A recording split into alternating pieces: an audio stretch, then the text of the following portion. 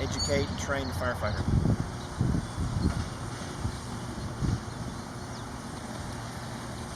As we were talking about earlier, one of the safety features that we wanted to have in this station was the ability to pull forward instead of backing up into the apparatus.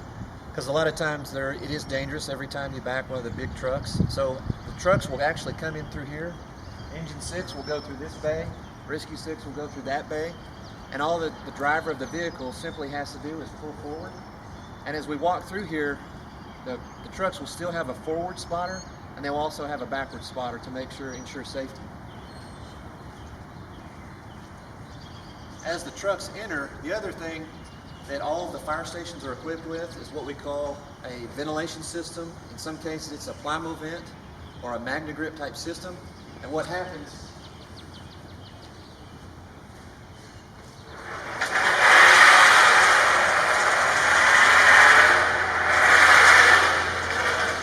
when the truck enters the bay, the firefighter will connect the end of this hose into the exhaust, and it will catch all the exhaust so that the firefighters are not breathing the exhaust fumes.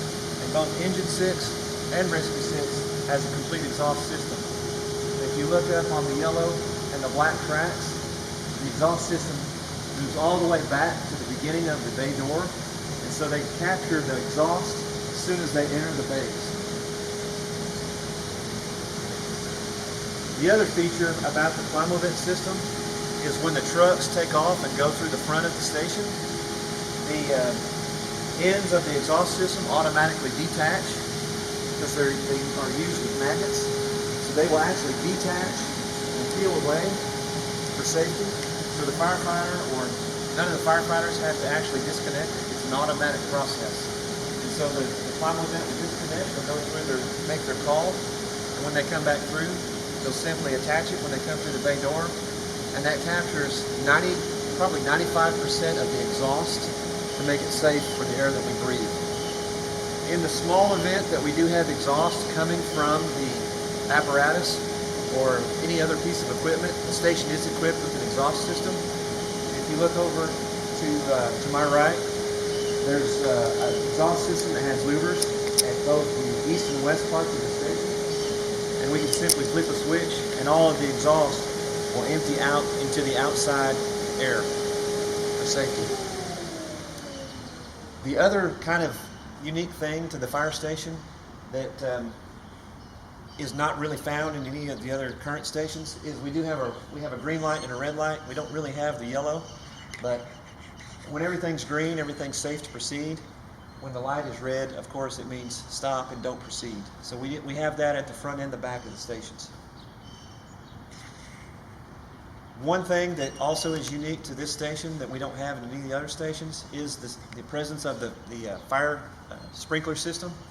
And so if for some reason we did have an accident or a fire out in this bay, the sprinkler system would activate and would control the fire until we could commence firefighting operations. The other couple features that we don't have in any of the other stations, if you look up, we have a heating system on both ends of the station. The long cylindrical tube is part of the heating system that is tied directly to the bay doors. And so in the cold months, the heating system will turn on, and as soon as the bay doors are open, the heating system will shut off to conserve the heat and the energy. And then when the doors are shut, the heating system will come back on. In the other stations, we had two gas heaters that were opposite ends of the station. This is a more advanced and more efficient system that we're using here today. But as you can see, they're on both sides of the station, and then we also have a U-shaped one as well for a total of 4 heaters. Typically, we're trying to keep the bay at between 55 and 65 degrees in the winter months to prevent the pumps from freezing. And also, if you have to work out here, it gives you a little bit of warmth to do any duties that you may have as well. The other kind of new features that we've added to this station include a exhaust fan and ceiling fan, which is up here. And the fan, the engine room is probably the hottest part of the fire station when you're out working. And a lot of times when you're changing out your hose or you're performing maintenance on your vehicle, it gets extremely hot in here. And so we've added the fan so that we have the ability to do cooling operations.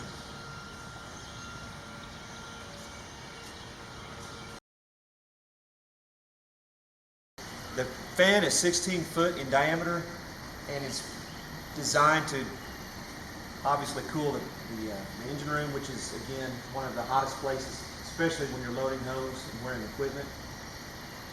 Probably one of the things that the guys are most happy and proud about, as well as we are. We can also put the fan in the opposite direction in the colder months to help with circulation as well. Moving on to some of the other features that we have in the engine room. If you notice on the floor, there's two drain systems. Engine 6 and Rescue 6 have a drain system that's unique to their vehicles, their apparatus.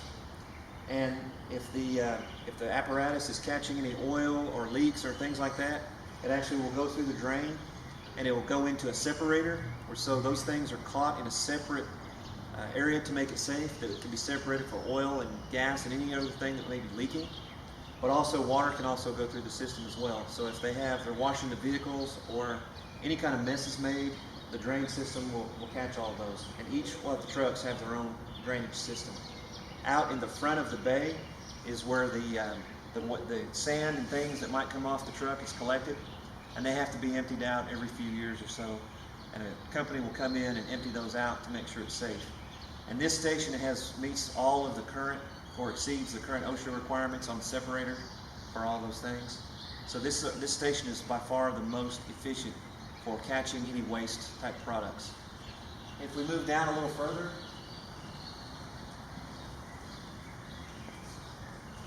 one of the things that causes the most grief is a lot of the trucks have to be plugged in to maintain battery life. And so with this station in mind, we wanted to try to eliminate that so that we didn't have extension cords running all through the station. If you look at some of our other older stations, we have extension cords really running all over the station. And you have to remember to unplug that extension cord before you get in your truck and leave. With these drop-down cords, they'll be able to plug into their truck, and they'll be able to continuously have that power. And then they'll just simply come by, the driver will come by, disconnect, and they're ready to go. One of the biggest things that we thought of that we wanted to make sure was incorporated into the station so that we didn't have all the trip hazards. In some of the older stations, you might have 2, 3, or 4 extension cords plugging into the trucks. And if those cords aren't plugged in, sometimes it can affect the battery on the apparatus, or sometimes some of the equipment that they have, such as defibrillators, suction units, and other things. So this will actually be a great benefit to us as we try to conserve energy and make sure our equipment's working properly. The other piece that is unique to this station is this cascade system.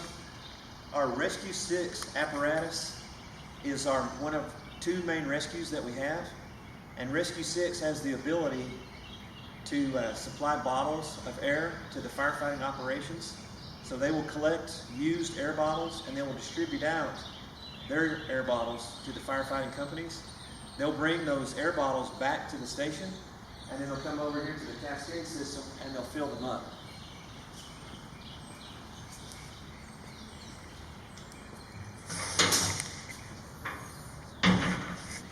The only other air bottle filling station we have is currently at Central, and that unit is over 20 years old. So this brand new Arctic system, Rescue 6 will be able to take the empty bottles that they have, take them off their apparatus. They'll be able to place them in here, fill up the air bottles, and then replace them on their apparatus. The other thing that the Cascade system has the ability to do is also fill up our aerial trucks and our Rescue 1 truck with their air system as well. So this provides us both a opportunity to fill bottles down by Central and also in the middle of the city. So any of the other fire trucks that need to fill bottles or replace some low bottles, they'll be able to come here to do that. It's in a centrally located area.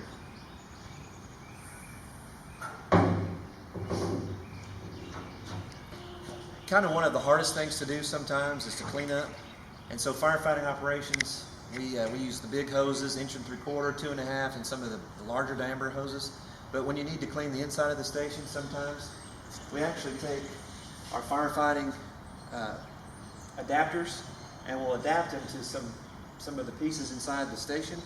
And this one is able to adapt to a small garden hose or to a small 1.5-inch hose, and they can actually clean the floor or clean the front of the bay with a firefighting hose or a garden hose, depending on which one they need. So that's one feature that is kind of unique to this station as well. Rescue 6 and Engine 6 also have the need for storing some of their maintenance type equipment and some of their oil, transmission fluid, and everything else. So 2 of these, they'll be able to store all of their oil, transmission fluid, wash mitts, wash things, all in these 2 boxes will be Rescue 6, and the 2 sets over there will be Engine 6. Anything that they might need, extra light, bulbs, breaker switches, anything like that will be kept right next to the truck. In some of the other stations, you have to go to a separate area to get those type features. We wanted them right here in the engine room so they'd have quick access to those in case they need to do repairs or change out a light bulb or something like that in the apparatus.